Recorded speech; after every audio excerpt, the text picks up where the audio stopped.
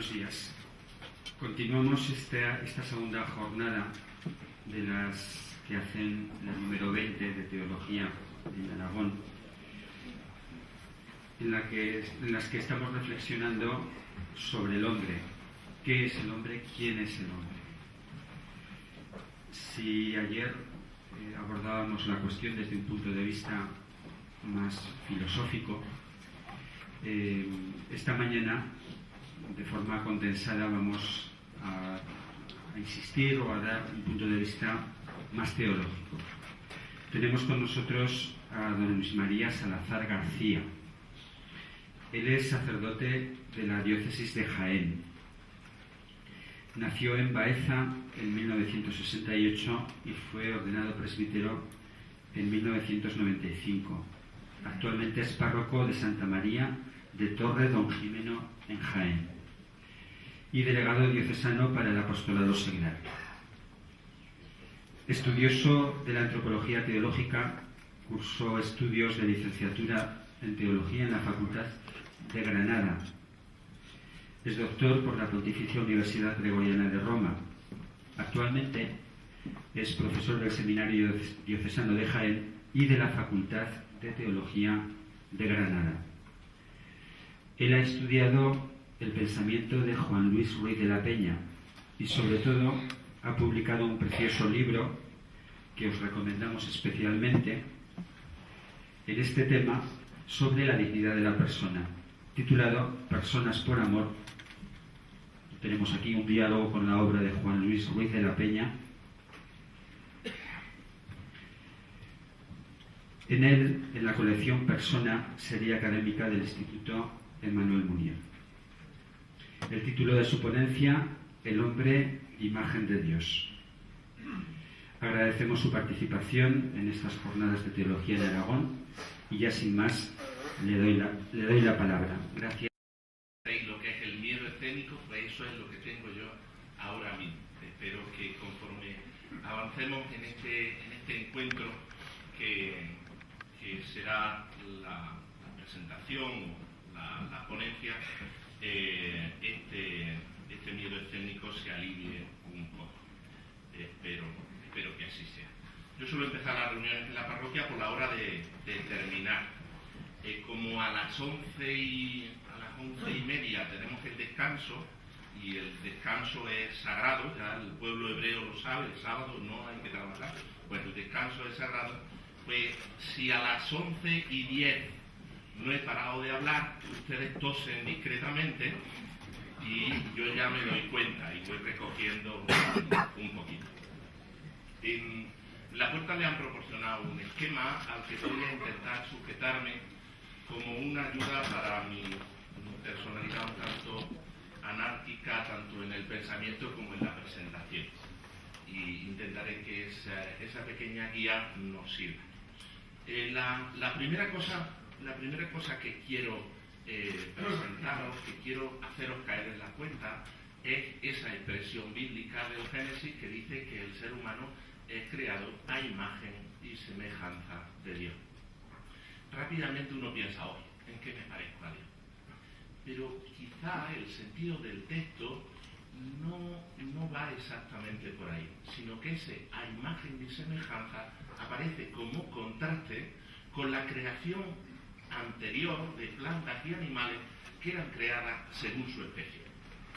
Todo lo demás es según su especie, mientras que el ser humano es a imagen de Dios. Ese es el contraste que yo quisiera subrayar. Si lo consigo no habríamos perdido la mañana.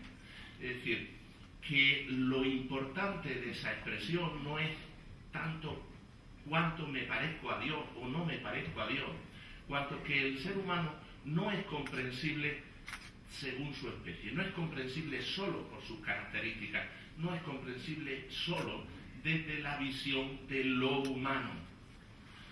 Ayer, por ejemplo, en la que escuchábamos una ponencia para mí muy instructiva, muy aleccionadora, sobre lo que era la inteligencia emocional, al final, no sé si interpreto mal, aparecía la conclusión de que la inteligencia humana es en cierto modo distinta y superior a cualquier cosa que podamos calificar inteligencia artificial o inteligencia mecánica o algorítmica.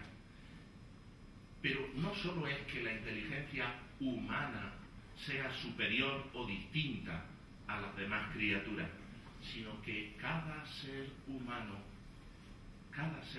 concreto, no es comprensible solo por su pertenencia a la especie humana, sino que se le puede entender, se puede captar lo que en realidad es por su referencia a Dios, porque es imagen de Dios.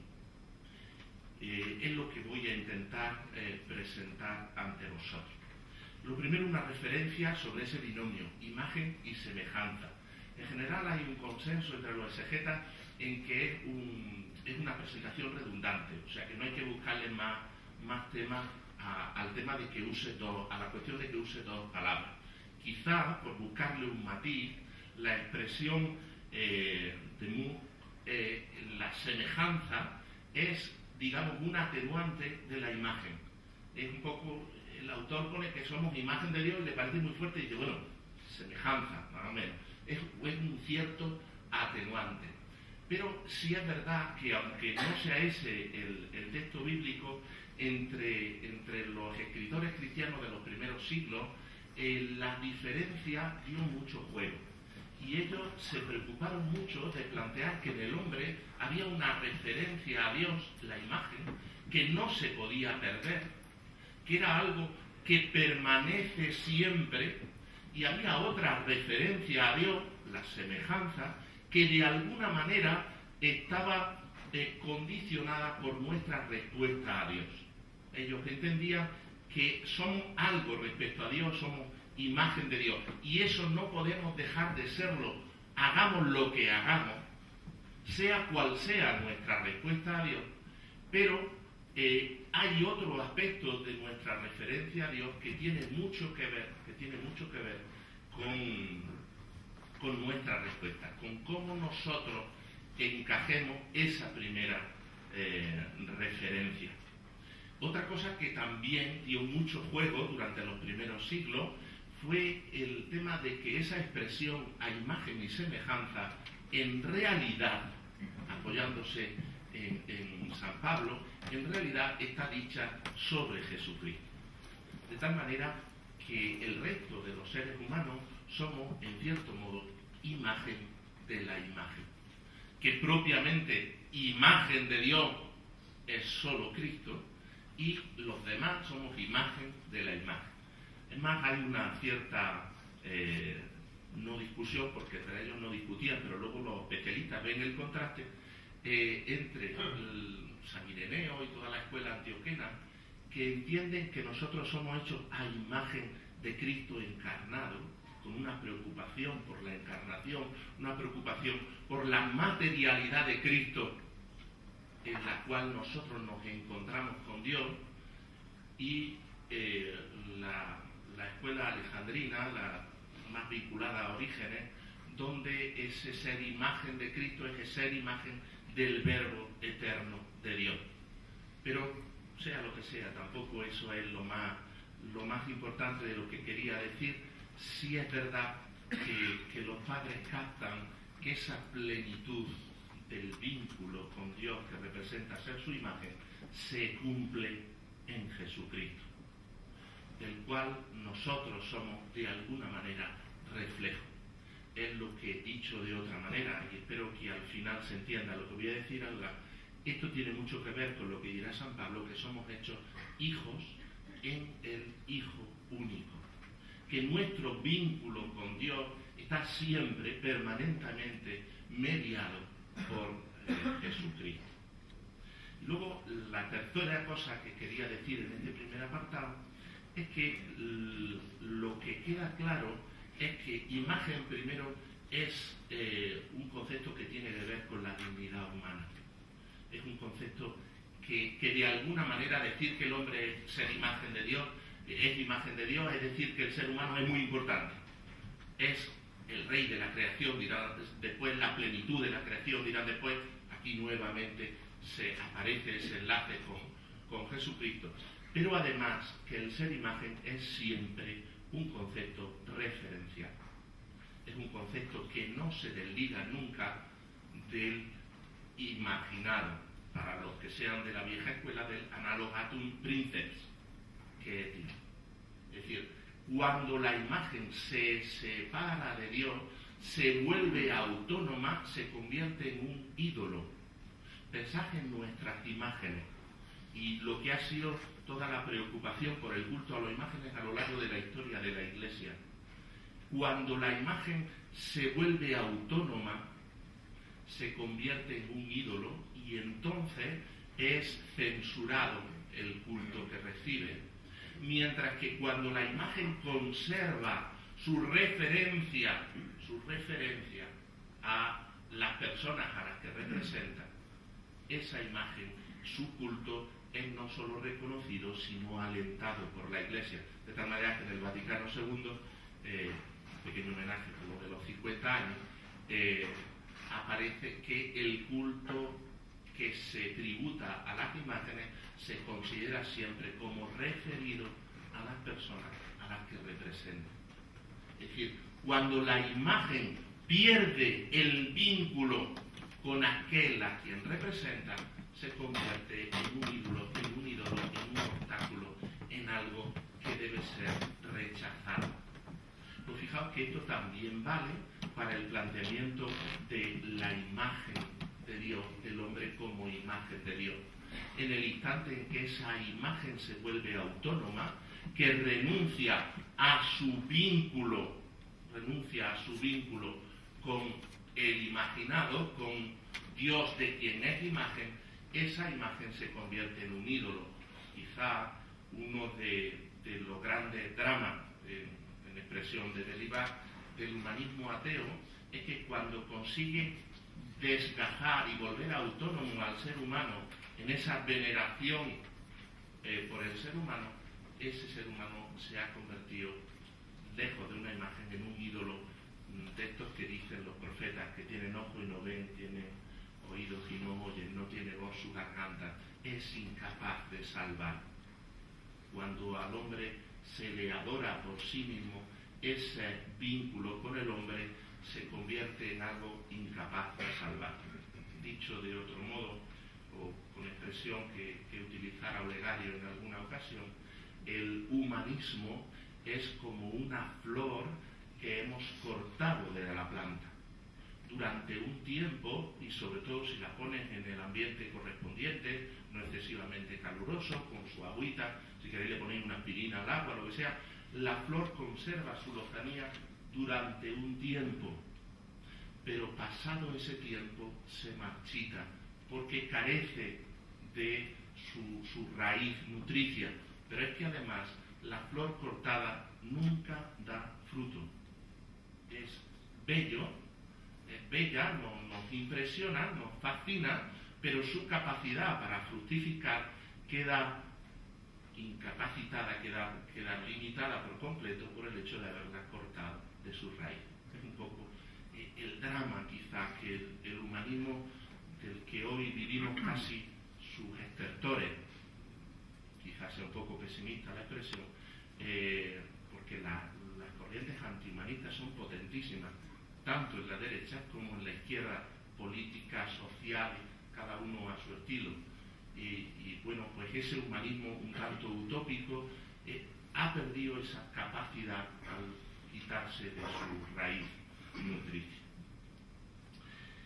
Esta idea de que el hombre es imagen de Dios se articula a lo largo de la historia mediante otro concepto, que no es un concepto bíblico, es el concepto de persona.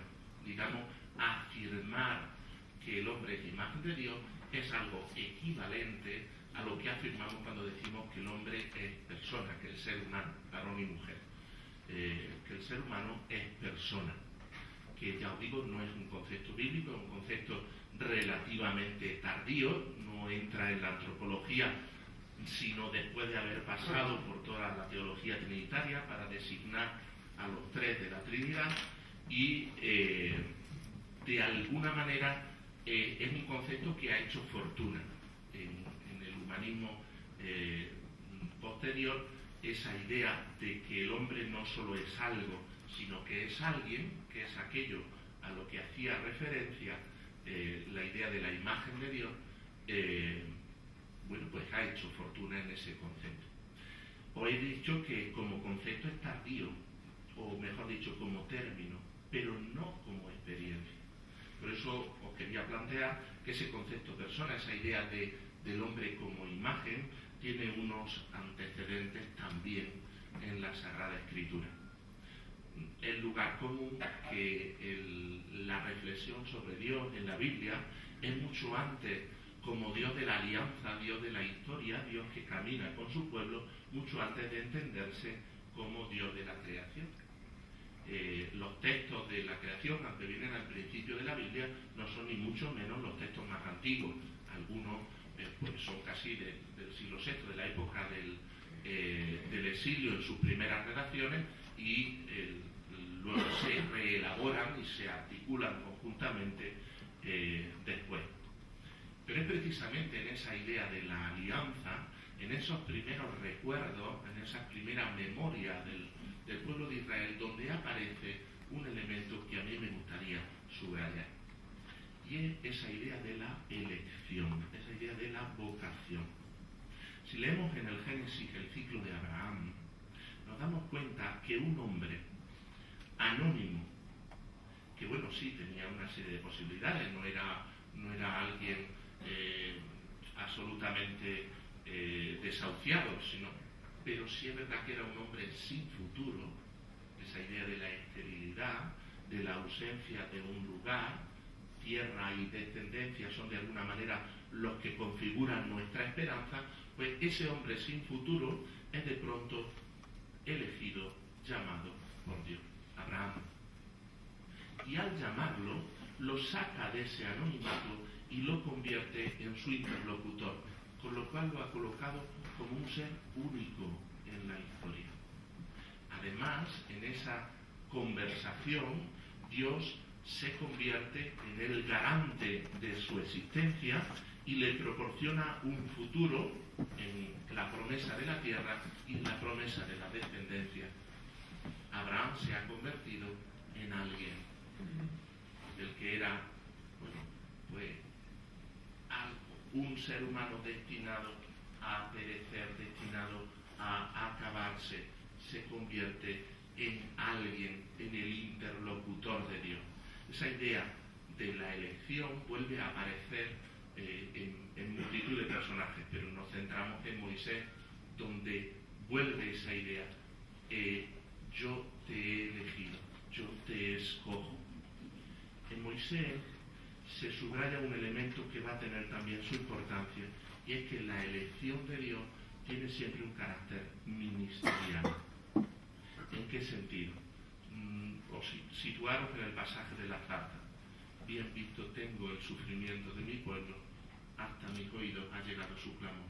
Por eso yo te cojo y te envío. La elección de Moisés es un acto de predilección para Moisés, pero se convierte también en un acto de amor para aquellos que han de ser liberados. Eso ya está presente en Abraham.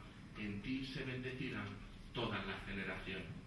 Parece una nueva referencia, y es que el hombre hecho interlocutor de Dios, hecho un tú de Dios, hecho imagen de Dios, colocado frente a Dios, es puesto por Dios frente a sus hermanos.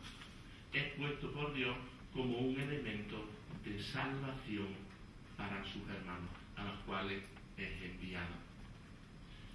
Fijaos que esa idea, cuando desaparece de la conciencia de Israel, se convierte en un elemento que daña su vocación. Cuando el ser humano se ve frente a Dios y eso no le lleva a relacionarse con los demás de un modo nuevo, eso daña también su relación con Dios. Ser imagen de Dios, estar frente a Dios, vivir delante de Dios corandeo, diría la expresión que se hizo famosa en el homenaje a Ruiz de la Peña, Vivir coram Deo es vivir también frente a los hermanos, es vivir orientado a los hermanos. Dios en la Biblia aparece primero bendiciendo, pero muy pronto aparece preguntando. Y pregunta, ¿dónde está? Y la siguiente pregunta es, ¿dónde está tu hermano? Entonces, las dos preguntas de alguna manera están encadenadas. Y luego, el antecedente principal de lo que nosotros podemos luego denominar con el concepto personal está en el modo como Jesús trata a la gente, el modo como Jesús saca del anonimato a aquel a quien toca. Yo me permito el pasaje de la hemorroísa, la mujer también sin futuro, impura, cortada en su relación con Dios, porque la misma enfermedad la incapacita para el culto. Al ser tocada o al tocar a Jesús, al acercarse a Jesús, Jesús le devuelve y la saca del anonimato y la convierte en alguien. ¿Quién te ha tocado? ¿Quién me ha tocado? Hombre, te está preocupando todo el mundo y tú preguntas. Cuando ella se ve descubierta, es de alguna manera colocada como alguien único. Pero bueno, todas estas cosas a lo mejor están todavía muy revueltas. Ponemos un poquito de orden. Cuando hablamos de persona, ¿de qué estamos afirmando? Y yo entiendo, y quizá alguien con más sabiduría o que le haya dedicado más tiempo encontrará alguna nota más, que cuando hablamos que el ser humano es persona, estamos haciendo una afirmación en 4 frentes distintos. Uno es una afirmación sobre la dignidad del ser humano. Dignidad que no es solo la dignidad de ser criatura de Dios, ni solo es la dignidad de lo humano como superior a lo animal, sino que es la dignidad del ser humano concreto. Afirmar que alguien es persona es decir que este ser humano concreto tiene un valor absoluto, que no es cuantificable, que una persona no vale la mitad que 2 personas, sino que una sola persona valdría todo. Así entendemos expresiones como la de Jesús cuando habla de la oveja que se pierde. Una sola que se pierde, se ha perdido todo. Se ha perdido todo. Yo le digo muchas veces a mis feligreses, los días esos que se llena la iglesia, algunos días se llena, digo, mirad, los curas nos ponemos muy contentos porque se ha llenado la iglesia, pero pensad en los que no han venido. Porque Jesucristo nos quiere mucho, los quiere a todos, y mientras uno solo no haya recibido la buena noticia de su amor, la tarea de la evangelización no está completa.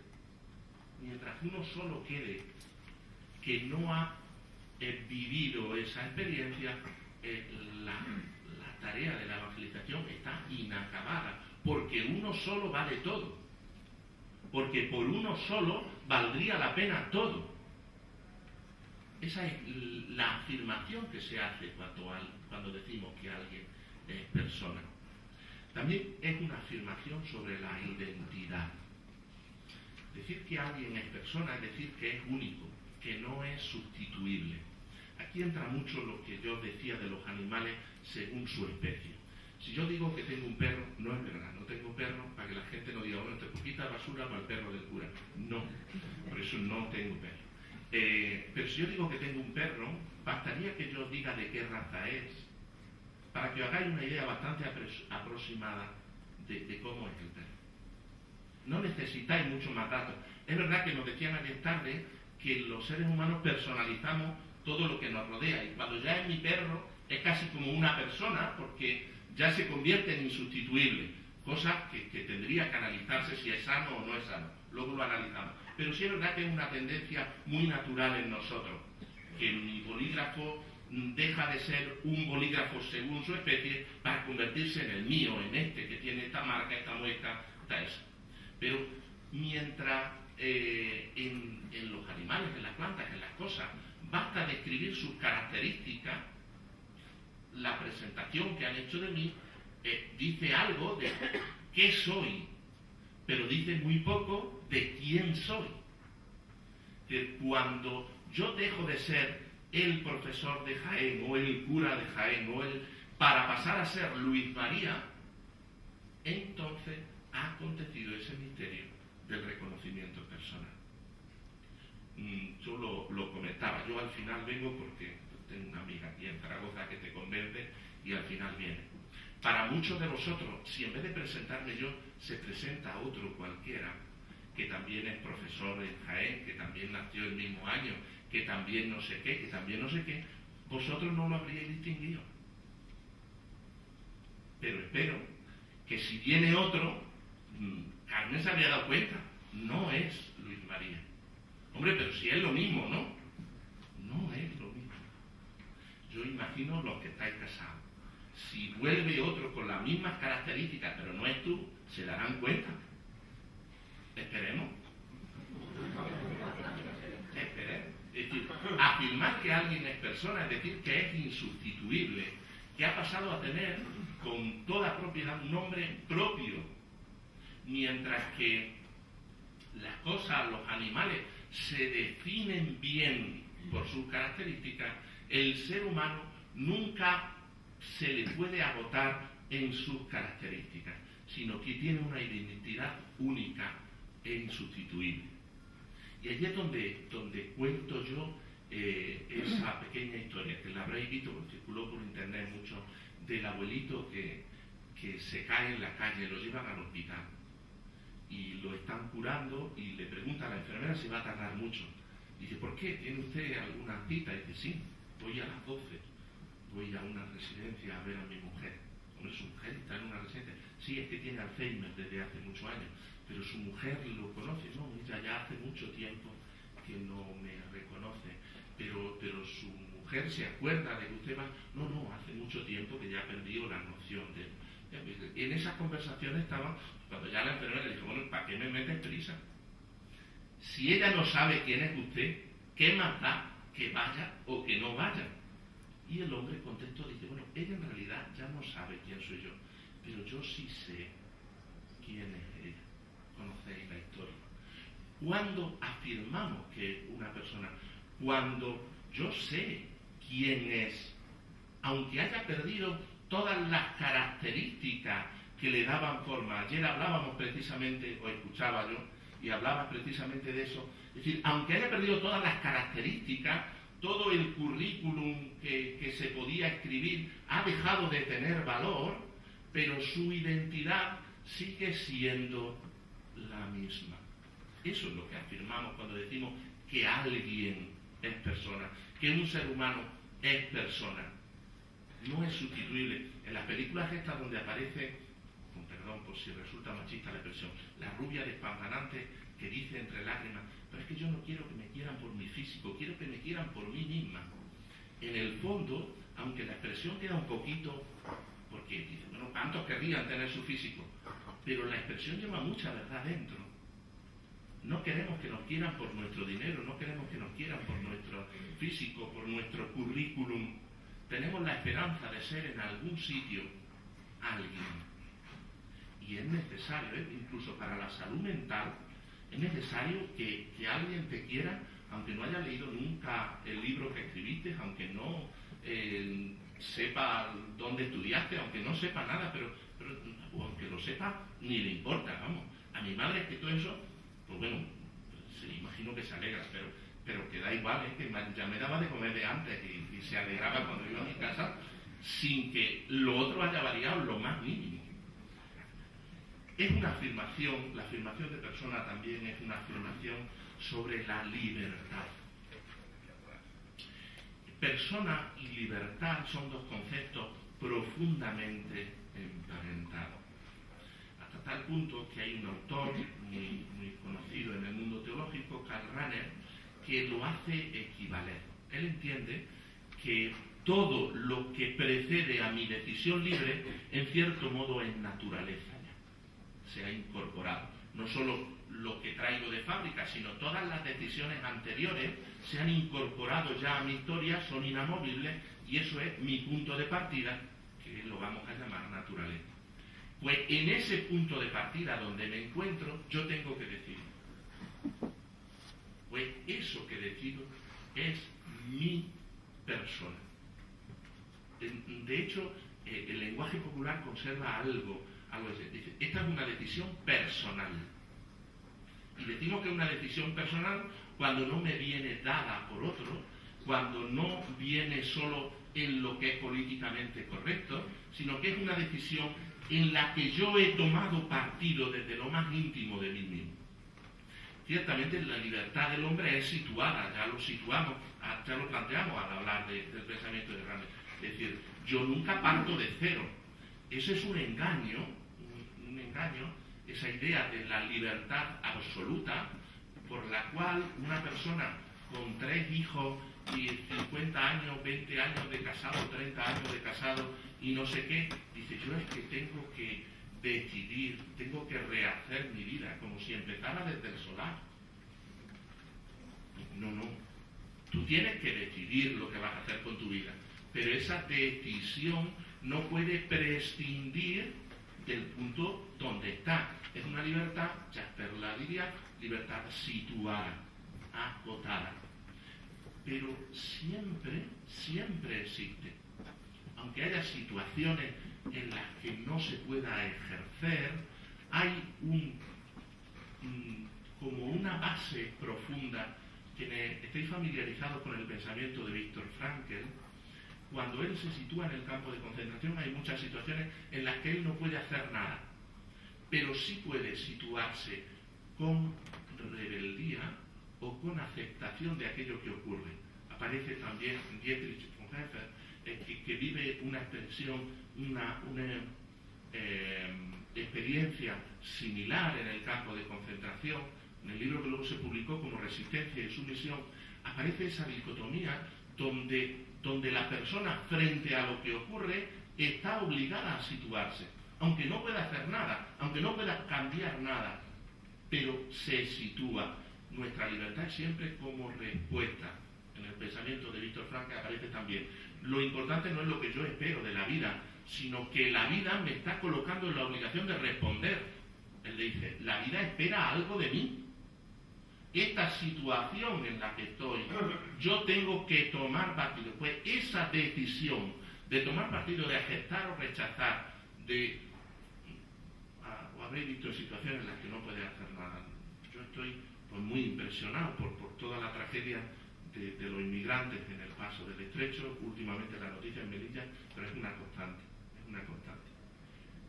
Y a veces no sabes lo que hacer y no te queda otra que llorar a los difuntos como llorarías a un hermano. Pues esa decisión es ya. Es verdad que sería mucho mejor si ese llanto se transforma en acción eficaz por la justicia, en acción eficaz. Eso sería mucho mejor. Pero a veces cuando tu corazón no sabe cómo articular eso, ya estás tomando una decisión, la decisión de la indiferencia o la indecisión, la decisión de la compasión, es una decisión. Si esa decisión se toma conscientemente, es una decisión personal. Afirmar que alguien es persona, que es libre, que no se le puede imponer. Aquí cuento yo otra, del Quijote, ¿no? Cuando el muchacho aquel, estando Sancho como rey de la ínsula Barataria, dice, y ahora a dormir a la cárcel. Dice, bueno, no. Hombre, ¿cómo que no? Desafía la justicia del rey. Dice, mire usted, a la cárcel voy porque usted lo manda, pero a dormir si yo quiero. Pues fijaos que lleva una intuición, en esas intuiciones profundas de Cervantes, lleva una intuición, es decir, las circunstancias exteriores nunca agotan todas las posibilidades. Hay una última posibilidad que está siempre en nuestra mano. Eso es afirmar que el ser humano es persona. Pero por último, el decir que alguien es persona es un concepto fundamentalmente relacional. Mi tesis es que este es el concepto clave, generador de todos los demás. Es decir, uno es alguien cuando tú tienes un determinado tipo de vínculo con él. Alguien es alguien para ti cuando te has encontrado. Recupero el ejemplo de mi misma persona. Espero que para alguno de vosotros, al terminar la charla, yo sea alguien. No sea solo el conferenciante de Jaén, o el profesor de Jaén, o el cura de Jaén, que dio una charla aburrida, anárquica, divertida, sistemática, como sea, sino que acabe siendo Luis María. Dice, hombre, viene Luis María otra vez a Zaragoza. Cuando yo establezco, o vosotros establecéis un vínculo conmigo que supera el vínculo de los funcionarios. Nosotros habitualmente tenemos muchas relaciones con gente que son relaciones funcionales. Si ahora en el intervalo vamos y tomamos un café, nuestro vínculo con el camarero o la camarera que haya en la cafetería es que haga buen café. Pero cuando vamos a tomar un café al bar de nuestro pueblo, esperamos que esté Manolo. Que dice Manolo, no sé cómo se llama de vuestro pueblo. Y si un día no está Manolo, preguntas por él, ¿qué le ha pasado? Manolo no está, lo echo de menos. O sea, no quieres solo un café, quieres... Has establecido un vínculo donde quien era meramente un instrumento, era algo funcional, se ha convertido en alguien. En el bar donde desayunamos, el sacristán y yo, bueno, ya no, porque los lunes cierra, pero antes íbamos los lunes a tomar churros, y llega y dice, bueno, un café, dice, bueno, y buenos días por lo menos. Reclama, oiga, que no soy la máquina de hacer churros, soy Manolo. Es decir, cuando se establece ese vínculo, es algo. Es más, es un vínculo en cierto modo transitivo. Si yo tengo una relación personal contigo y viene un amigo mío de Jaén y yo te llamo y dice, mira, que viene Antonio, échale un ojo. Antonio ha pasado a ser para ti alguien. Porque como lo es para mí, pasa a serlo para ti. Es decir, la clave está en que necesitamos alguien significativo que de alguna manera nos ponga delante. Algunos de vosotros seréis profesores. Imagínate que tienes como alumno al hijo de un amigo tuyo. No le pones ni más nota ni menos nota, o sí, no lo sé, cada uno verá su integridad. Pero sí es verdad que no te diriges a él de la misma manera. Al mirarlo, ya desde el primer día, no es un número en la lista. Hombre, tú eres el hijo de Felipe, ¿verdad? Y aunque no se lo digas, lo piensas. Sabes que es alguien que ha adquirido una identidad. El problema, y voy a intentar pasar un poquito más adelante, antes de que empecéis a toser, es que ocurre con los que no son nadie para nadie. Es decir, porque todo el que es alguien, por ejemplo, yo tengo un pasaporte de la Unión Europea y eso me hace ser alguien en determinado ambiente, y nosotros no decimos como el americano, yo pago mis impuestos, porque aquí paga solo a la fuerza y lo que no es, pero allí dicen mucho, yo es que pago mis impuestos, entonces soy alguien por eso, ¿no? Tengo una cierta reconocimiento. Pero ¿qué es lo que pasa con los que no tienen pasaporte de la Unión Europea? ¿Qué es lo que pasa cuando no tengo currículum que presentar? Soy un sans papier, sin papel, sin currículum, sin documentación. ¿Qué pasa ahí? En los límites de la vida, es donde eso aparece más claro, porque el que tiene cierta capacidad puede reivindicarse. Ese que te dice, oye, di buenos días, por lo menos. Puede reivindicarse, pero en los límites de la vida, ¿qué pasa cuando muera este hombre que se acuerda de quién es ella? Y va todos los días a las 12 a verla, porque él no tiene Alzheimer y se acuerda de quién es ella. ¿Qué pasa? Por ejemplo, la identidad del no nacido se la dan sus padres. Esa condición de quién es, a mí me vienen a veces embarazadas, dígame, mi hijo. Y es su hijo. Y van y le hacen una ecografía y es su hijo. Es mi niño o mi niña. Además voy con el diagnóstico por imagen, es que es impresionante, ¿eh? Que el niño le saca el parecido con el abuelo. Yo soy muy torpe para eso, pero vosotras tenéis una capacidad de decirme tú, la misma ceja. Y ya ese niño en el vientre de su madre es su hijo, ya es alguien. Pero ¿qué pasa cuando ella decide que no es nada? Quien tiene capacidad para otorgar personalidad cuando aquella que tiene el vínculo se lo niega. Y es complicado. Y paso a lo siguiente. Nosotros hemos de hacer un esfuerzo, que es un esfuerzo necesario, por reivindicar la dignidad de lo humano.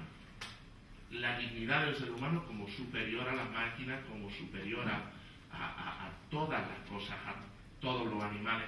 Esa confusión donde las vacas de la Unión Europea tienen más recursos a su disposición a través de subvenciones de la PAC que las personas de fuera de la Unión Europea. Esa es una situación que nosotros tenemos obligación de decir que es injusto. Es nuestra obligación. Que las boutiques para mascotas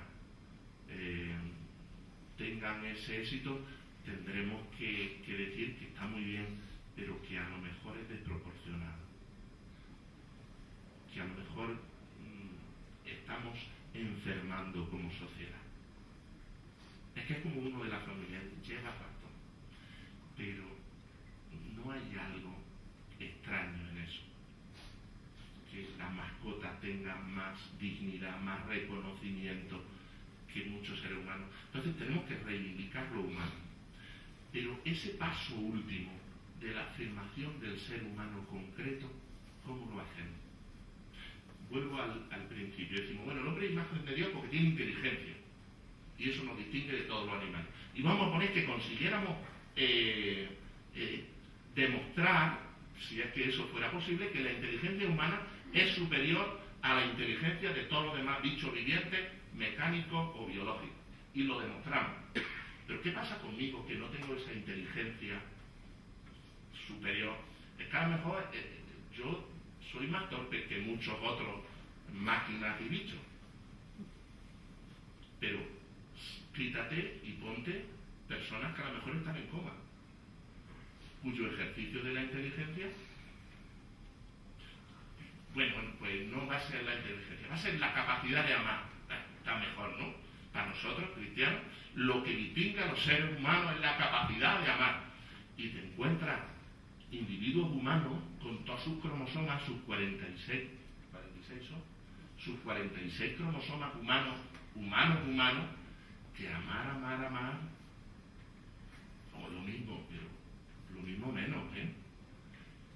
Y en la Edad Media lo solucionaban, dice, porque no ha perdido su dignidad humana y así le aplicaban la pena de muerte, pero nosotros hemos avanzado un poquillo, gracias a Dios, no tanto como debiéramos, pero algo vamos avanzando y tenemos que saber que este individuo también es una persona, aunque no ame en absoluto o aunque yo no perciba su amor en absoluto. Esto se ve fundamentalmente en los límites de la vida. El debate que a mí me tiene horrorizado sobre el aborto en España, donde se silencia sistemáticamente el estatus del no nacido, que desde mi punto de vista es uno de los elementos clave de lo que se diga sobre el aborto. ¿O no? Si este conjunto de células es o no un ser humano y por tanto merece protección, vamos a poner que no lo tenemos decidido, pero que eso se excluya del debate sistemáticamente. Hombre, es que ese es un elemento clave. No, en las madres, los derechos de la mujer, claro que sí. Eso habrá que valorarlo en todas sus dimensiones. Pero también habrá que valorar de quién estamos hablando o de qué estamos hablando cuando hablamos de él. Pero si nos vamos de ahí, hay un profesor de ética estadounidense, un tal Singer, el promotor del proyecto Gran Simio, que dice que lo propio de la persona es ser sufriente. que es un ser capaz de sufrir. Pero por ese mecanismo tan inocente, saca del concepto de persona a los niños hasta un año después de nacer, o sea, el infanticidio lo ve bastante razonable en según qué circunstancias, y mete 3 grandes simios, el orangután, el chimpancé, el gorila y otro, me parece el macaco, no sé.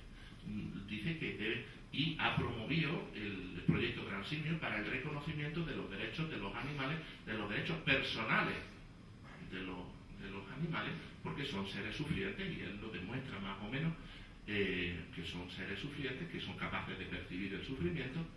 Y sabéis lo más asombroso, que eso que parece una cosa pintoresca, la adhesión al proyecto del Gran Simio se ha votado en nuestro Parlamento y ha salido. Nuestro país está adherido al proyecto Gran Simio, que parece al principio una ocurrencia, pero no es una ocurrencia, es una ocurrencia con consecuencias. Pero vete ahí y vete a toda la problemática sobre la eutanasia, donde cuando el individuo pierde sus capacidades, ¿por qué seguir? Yo lo he escuchado de una muchacha cuya abuela tenía Alzheimer, y te dice, ya no es mi abuela. Hace mucho tiempo que se fue. Difícil, ¿no? Pero vete de ahí y vete a las periferias, no solo al comienzo y al final de la vida, sino las periferias respecto al núcleo de lo que consideramos la excelencia humana, normalmente situado en la productividad, situado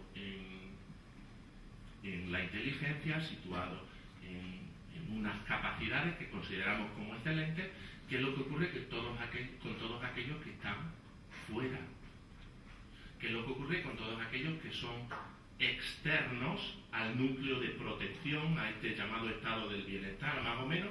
Es decir, ¿cómo argumenta que ese individuo humano concreto merece todo? ¿Cómo lo argumenta? Si yo intentara convenceros que cada uno de los subsaharianos, que ya empieza a definirlo según su especie, que hay en el monte esperando para cruzar la valla, vale más que todo el Producto Interior Bruto de España, no logro convenceros. A vosotros que estáis aquí, Hay un episodio en el Evangelio que a mí me sigue conmoviendo. Es el episodio de los Gerasenos. Dice que había un endemoniado y vivía entre los muertos, vivía en los cementerios, y nadie podía sujetarlo. Era algo horrible. Entonces Jesús se conmueve y lo quiere sanar, y los demonios le piden que no lo deje ir sin más, sino que les permita meterse en la piara de cerdo. La piara de cerdo se infecta con aquellos demonios y se tira al mar. Los gerasenos vienen, se asombran de que aquel que era incurable esté vestido y en orden, y a continuación le dicen a Jesús que se vaya. Horrible, ¿verdad?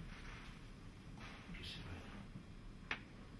Porque si un solo individuo les ha costado la piara de cerdo, nosotros nos reímos, pero la piara de cerdo para una aldea puede ser todo su Producto Interior Bruto. Puede ser hundir la economía de la aldea. Vete. Es complicado, pero si yo me pagan para que este no entre, y de pronto entre dejarlo que se ahogue y que entre, dejo entrar, yo pierdo el trabajo. Lo pierdo. Sí o no. Y además la extrema derecha subiría, vamos, lo de Suiza es una broma comparado con lo que pasaría si de pronto cayéramos en la cuenta que cada uno de ellos lo merece todo. Si cayéramos en la cuenta de eso, las consecuencias serían imprevisibles. Pero a lo mejor, por eso nos caemos en la cuenta. Hay un teorema, no sé quién lo formuló, que dice que si tu sueldo depende de que no veas algo, las posibilidades de que lo veas tienden asintóticamente a cero. No lo ves. Dicen, no vieron la crisis. Es que muchos de ellos, sus sueldos dependían de que no la vieran, porque en el instante que lo hubieran visto, se acabaron los bonos, se acabaron la ingeniería financiera, se acabó. Yo lo he escuchado del director de TEA, que es un hombre económicamente muy relacionado en el mundo. Y él le habla a grandes gurús de la economía, pero no os dabais cuenta. Dice, hombre, claro, pero mientras dura la música hay que bailar. ¿Se para la música? Pues se paró, ya lo bailamos. Pero mientras estando ganando lo que estaban ganando en el 2007, ¿cómo van a parar? Imposible. Dice, es que esto trae una consecuencia. Pues eso, que nosotros lo censuramos en ellos, porque nos trae sufrimientos a nosotros, en nosotros también ocurre. Hay cosas que no podemos ver, porque a lo mejor si las vemos, que el que llama a mi puerta a pedir limosna vale todo. Su valor es absoluto, y de ahí no deduzco si hay que dar limosna o no hay que darlo. Pero sí, que es mi hermano. Bueno, el planteamiento y todo esto que os digo es que desde un presupuesto donde Dios desaparece del horizonte es imposible mantener el concepto persona a todos los seres humanos. Porque el que no es nadie para nadie no lo va a ser tampoco para ti. Pero ¿qué ocurriría si ese que no es nadie para nadie fuera alguien para Dios? Es decir, no basta un Dios cualquiera, tiene que ser un Dios que dice, conmigo lo hiciste. Nosotros por eso tenemos más delito de nadie, nosotros que lo sabemos, vamos, otra gente lo ignora, pero nosotros, dice, conmigo lo hiciste. A mí se me estremece porque a la parroquia vienen todos los que piden limosna en el pueblo. Y al final, pues acabas diciendo, bueno, pues ya no hay más. Y dice, madre mía, se conmueve uno. Y yo particularmente digo, bueno, Señor, luego esto cómo te lo explico. Cuando yo tenga que decirte, pues mira, fui y me dijiste que no había más. ¿Y cómo te explico por qué fue? Bueno. Pero si ese que no es nadie fuera alguien para Dios, si hubiera alguien con valor absoluto que concediera a este individuo un valor absoluto porque lo vale para él. El otro día leía un libro sobre el significado del amor de un autor ortodoxo y él decía, bueno, cuando uno está enamorado percibe algo distinto, ahora que estamos para San Valentín, percibe de las personas algo distinto de lo que ven los demás, ¿no? Sabéis que la verruga se convierte en luna y el eructo te parece un canto, vamos, es que cuando estás en ese estado de enajenación mental transitoria, que es el enamoramiento, es que todo te parece absolutamente fascinante. Y luego se pregunta él, si los demás perciben una cosa y el que está enamorado percibe otra, ¿cuál percepción es más fiable? ¿Quién ve la verdad de la persona? Buena pregunta, ¿eh? ¿Quién ve de verdad lo que la persona es? Y dice, el enamorado.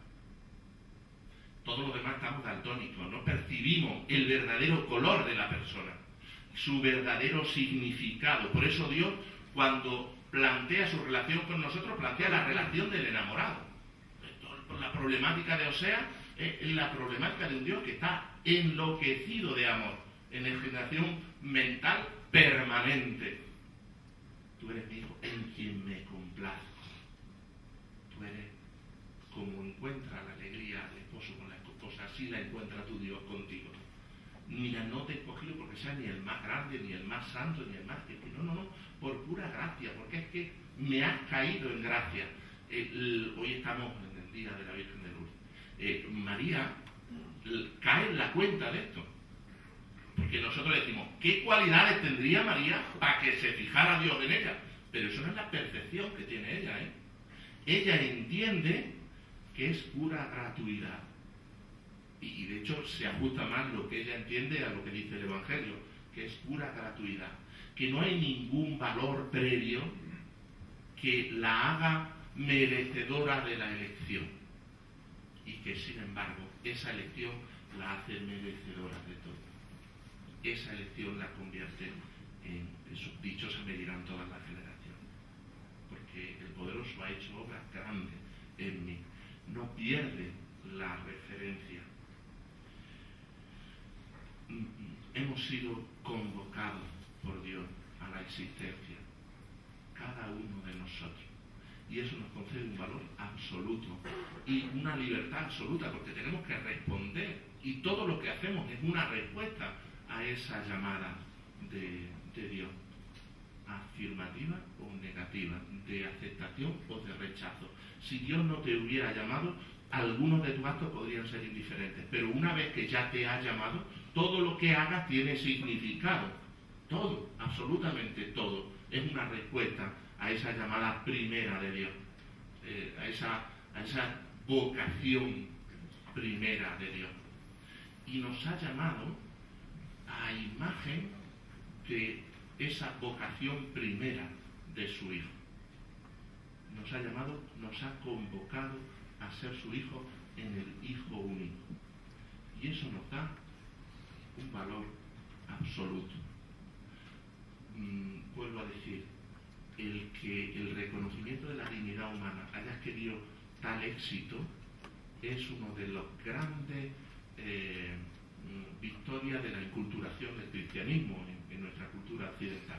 No existía eso en el Imperio Romano, no existía, por más que se planteen como ideales, no existía, y no existe en otras culturas fuera del ámbito occidental, donde uno es por el estatus que ocupa en la sociedad, en la estructura social. Pero es un logro que, si se corta de su raíz, no es fácil que dure lo suficiente.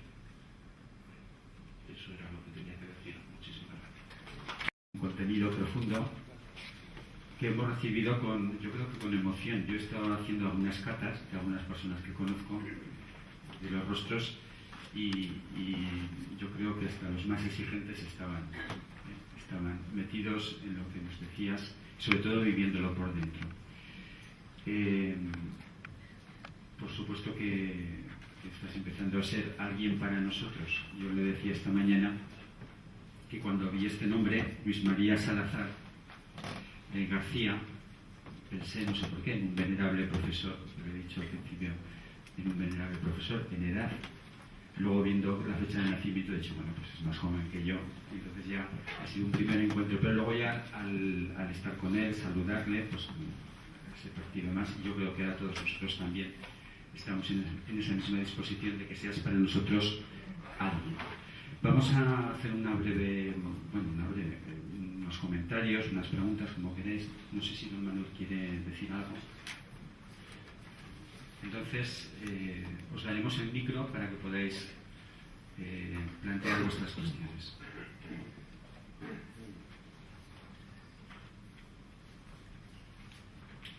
Podéis preguntar lo que queráis, que ya contesto yo lo que me dé la gana. No hay pega. Le voy a contestar y no vas a ver. Buenos días. A ver si he entendido bien lo que ha dicho de imagen y ídolo, poniéndole otra referencia. Yo soy música, entonces a mí me toca bregar mucho con músicos ateos. Y yo siempre les digo que ellos, por muy buenos técnicos que sean, no son capaces de interpretar la música sagrada. Ellos dicen que no, que con la técnica y todo eso, pero yo les digo porque al no tener la fe, no les pueden añadir esa trascendencia. Entonces, mi pregunta es, lo que usted hacía de referencia con lo de las imágenes, va también en ese sentido, de quitarle la trascendencia que tiene referencia a otro. Buena pregunta.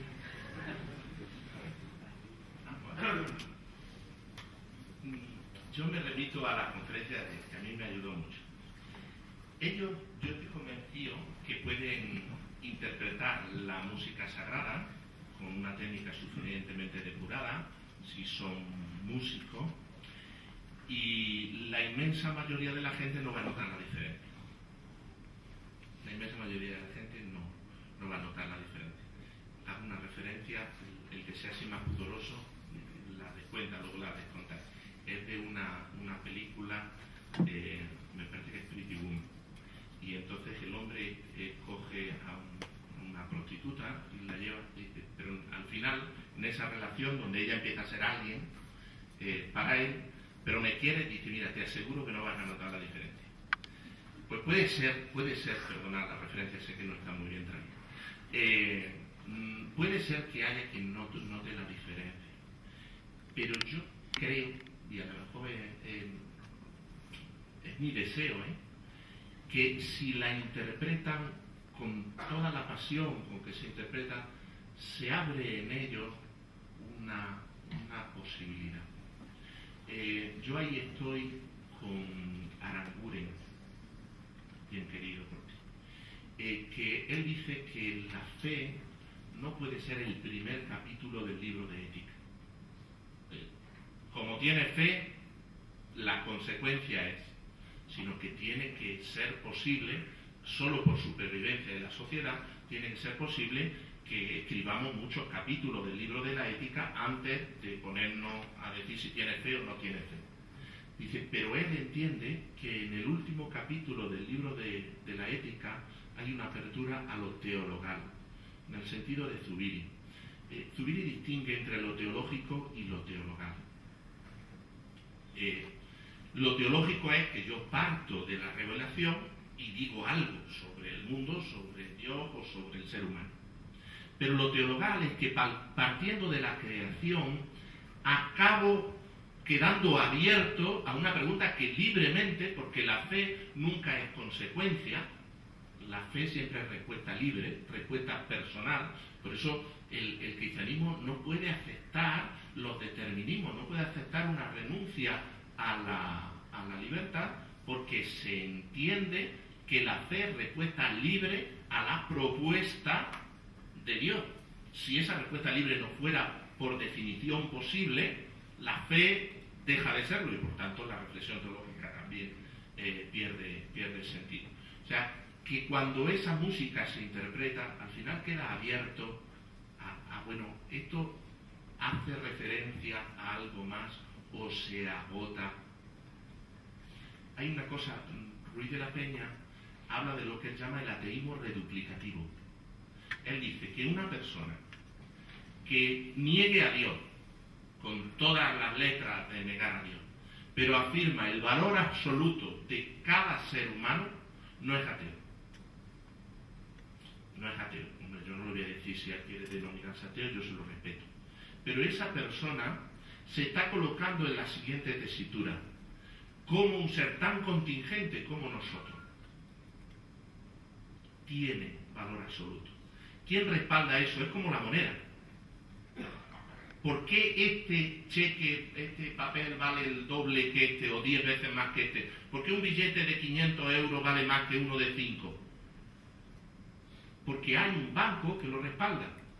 Si ese banco desaparece, el valor de todo tiende a cero. Dice, hombre, es que el consenso social lo mantiene.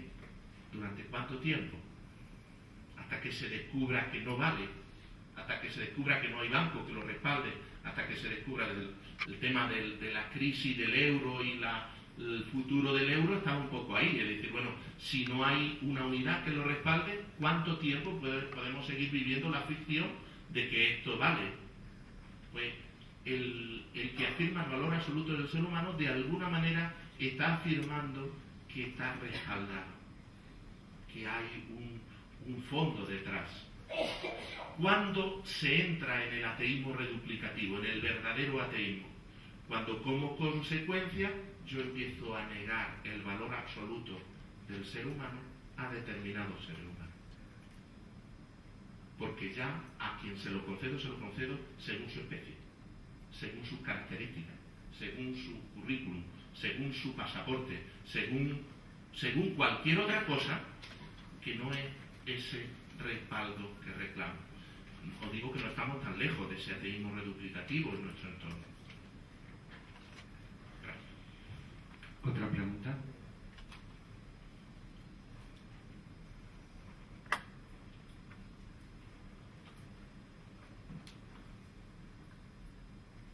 Cuento yo una cosa. Sí. La dignidad humana, así entendida, no se puede defender. Hombre, ¿cómo no se puede defender? Es decir, yo cuando defiendo la dignidad de lo humano. Pero hablar de un valor absoluto de alguien en tercera persona ya es ofenderlo. Eso es un proverbio judío. Es decir, ¿cuándo acontece ese reconocimiento de la dignidad humana? Cuando yo me sitúo frente a ti. Cuando en ese encuentro yo te trato como a Dios. Cuando acontece eso, se está afirmando la dignidad humana. No cuando yo digo que el otro merece ser respetado y al decir el otro, de alguna manera ya lo estoy tratando según su espectro. No sé si logro transmitir la idea. Es decir, que este valor absoluto del ser humano de alguna manera no es algo que teóricamente se puede defender teóricamente, yo he intentado hacerlo y todo, pero solo acontece en el encuentro personal. Todo el valor que dan los personalistas al rostro, la mirada. Yo ahora estoy muy interesado por el tema de la reconciliación tras el terrorismo. Y en una de esas entrevistas que hacen entre víctimas del terrorismo y asesinos, la viuda le preguntó ¿y tú lo miraste al ojo? Y el otro dijo, no pude. Porque si lo miras al ojo, ya es eso. Voy a citar al Papa, pues si viene así de clérima y no cita al Papa, parece que hay un momento, dice, cuando te acercas a alguien que te pide limosna, hay dos elementos que no son si le das más o menos, sino si lo miras al rostro, al ojo, y si lo toca. Y él lo cita en una conferencia que tiene a Cáritas, siendo arzobispo de Buenos Aires, y a mí me dejó muy tocado, porque en la puerta de mi parroquia se pone gente. Yo no doy normalmente a la gente que está en la parroquia, pero lo miro siempre al ojo, y bueno, tiene una relación cordial, y si no resulta invasivo.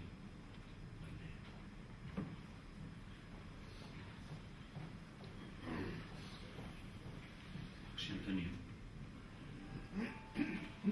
Quería preguntar cómo podemos afirmar que Dios es el mejor garante de la dignidad humana y a la vez decir que puede ser reconocida por cualquier persona, incluso por un ateo.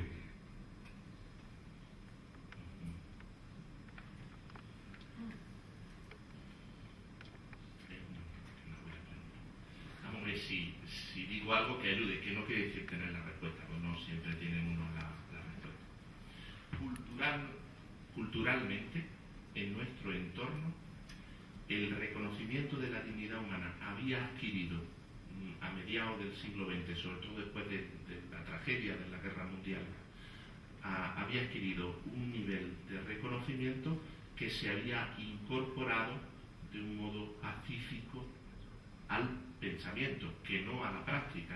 Nuestro siglo XX y el XXI pues son siglos también llenos de crueldad y llenos de opresión hacia los seres humanos, son siglos también de tragedia, pero intelectualmente, culturalmente se había incorporado. Entonces cualquier persona formada en esa matriz está predispuesto, al menos intelectualmente, a reconocer la dignidad de todo ser humano. Lo que yo digo también es que es la flor cortada, ¿Cuánto tiempo durará eso? Pues no sabemos. Y luego su capacidad para dar fruto es también muy limitada. Es decir, la capacidad de la Declaración de los Derechos Humanos para que nos reconozcan los derechos de tercera generación, el tener conexión a Internet en la casa, me parece que ya los de cuarta generación, es bastante eficaz, y es muy poco eficaz a que se reconozca el derecho a la vida de la gente que muere de hambre en África. Es poco eficaz.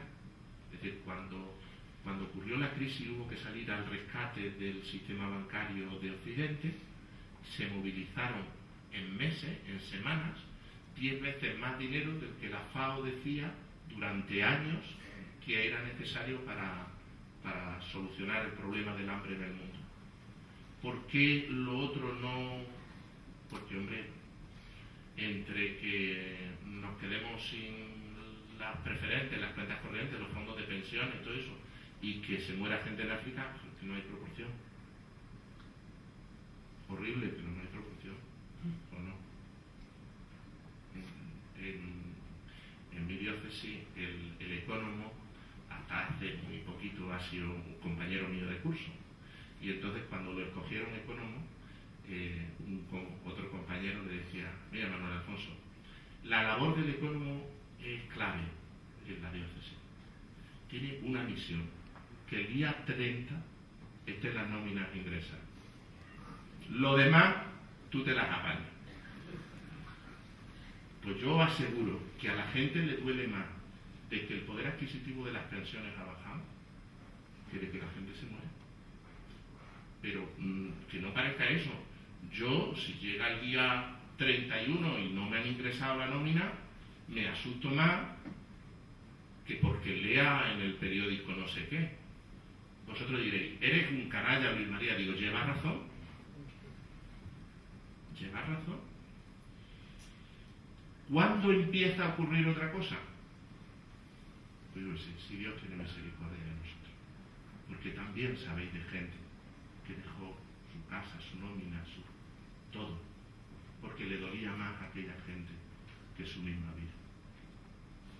Y si no conocéis ninguno, conocéis a uno que siendo rico se hizo pobre para enriquecernos con su pobreza, que le dolió tanto tu vida que le mereció la pena la muerte para que tú vivas. Y hay que estar muy loco para eso. Lo de es que no me acuerdo ahora quién es el doctor ortodoxo. Dice: el que percibe la realidad correctamente es el enamorado.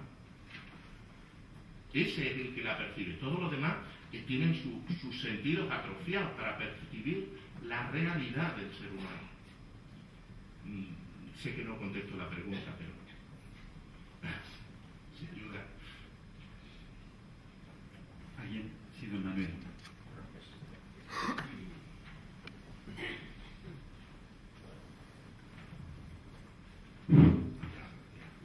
No, simplemente era apuntar en la respuesta que don Luis María ha dado a la pregunta que le formulaba don José Antonio. Vamos, ha habido en la respuesta, a mi entender, una serie de elementos muy interesantes y muy sutiles, porque ha sido, a mi entender, una respuesta muy sutil. Efectivamente, solamente Dios puede realmente, y la fe en Dios, consecuentemente, pues puede reconocer la dignidad de la persona humana.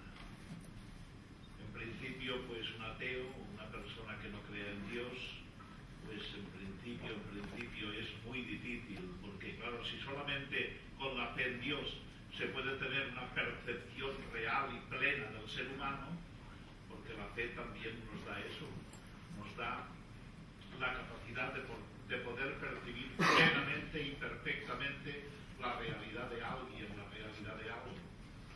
Pues, pero claro, lo que él ha dicho es muy importante, o sea, no caemos en la cuenta de que Occidente es hijo de la fe cristiana y que por tanto pues hay una serie de categorías, de conceptos, de realidades, pues que han sido tan perfectamente inculturadas en la cultura de Occidente que conceptos y realidades que procedían de la revelación y que solamente por la fe podían ser percibidos, al final han llegado a ser, digamos, más o menos obvios, ¿no? Y han pasado a ser patrimonio de la cultura. Pongamos por caso, por ejemplo, el trinomio de la Revolución Francesa: la fraternidad, la igualdad y la libertad. Esas tres realidades, fraternidad, libertad e igualdad, son de matriz cristiana. Y por tanto, pues el hombre las conoció de hecho, y se impusieron y la vigencia suya se debe a la fe cristiana, pero al final ha pasado a ser patrimonio de la humanidad, al menos de la humanidad occidental, ¿no? En ese sentido yo pienso que efectivamente, o sea,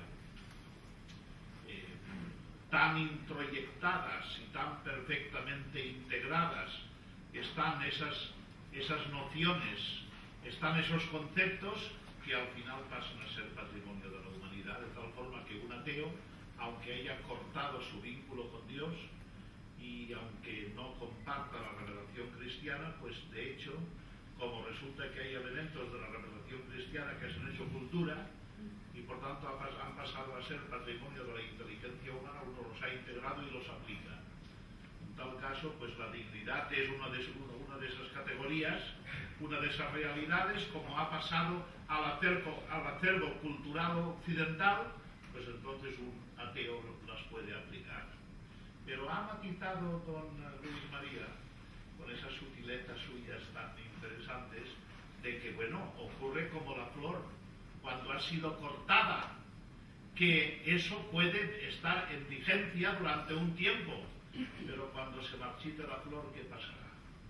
Y entonces nos encontramos, que es lo que yo quería aportar, exactamente con la estructura del contenido del capítulo primero de la Carta a los Romanos, cuando describe la situación. Los paganos, pues, en fin, tienen la ley natural y viven de la ley natural. Pero los creyentes, por tanto ahí se refiere a los judíos, y también a los otros, a los paganos, porque también los paganos pueden conocer naturalmente a Dios, tienen un conocimiento natural de Dios. ¿Qué les ha pasado a los paganos? Que conocieron a Dios, al menos lo que podían percibir de Dios, que desde la creación de este mundo hasta el presente se hace visible a través de la creación. Apoctisios tu cosmo, dice el texto griego, desde la creación misma del mundo. Pero, ¿qué ha pasado? Que olvidaron a Dios, olvidaron a Dios. Y al olvidar a Dios, todos los contenidos de Dios, digamos que los introyectaron en sí mismos. Es lo que Urs von Balthasar llama la autogloria del espíritu. Es la secularización. En una primera secularización, todos los atributos que convieran al ser de Dios, el hombre niega a Dios y se los apropia, los hace suyos. Pero es que después, naturalmente, cuando la flor se marchita, cuando la persona hace la experiencia de cortar con Dios y de segar el vínculo con Dios y de, digamos, autoconcebirse a sí mismo como Dios, llega un momento en que la flor se seca. Y entonces, como dice la Carta de los Romanos, se produce, tras haber cometido la primera barbarie de secar el cordón umbilical con Dios, viene una segunda secularización que es peor que la primera.